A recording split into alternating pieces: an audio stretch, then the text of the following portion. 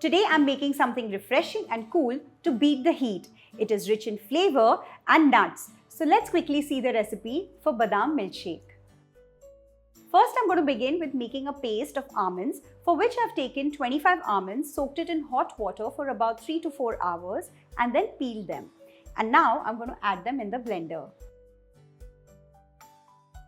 Next, add in 1/4 cup of sugar, 1 tablespoon custard powder, add around 2 to 3 tablespoons of milk.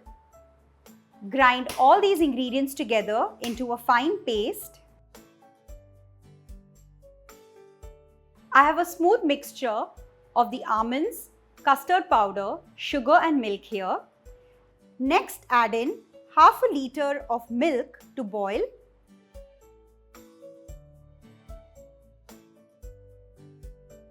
Next, add in a pinch of saffron.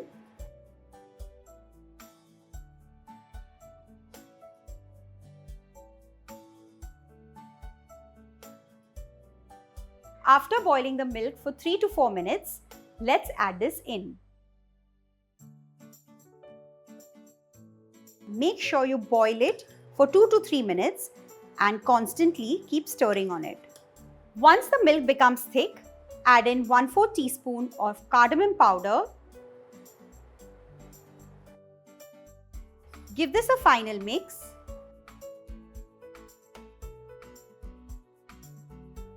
This is done. Turn off the heat and let this cool down completely. If you don't have custard powder, you can always use cornstarch, or you can skip it completely. It just helps in making the milk a little thicker. But the almond paste is good enough. And now the milk has cooled down completely and I'm going to show you how to serve it. Add in a few cubes of ice in a glass. Pour the badam milkshake over it.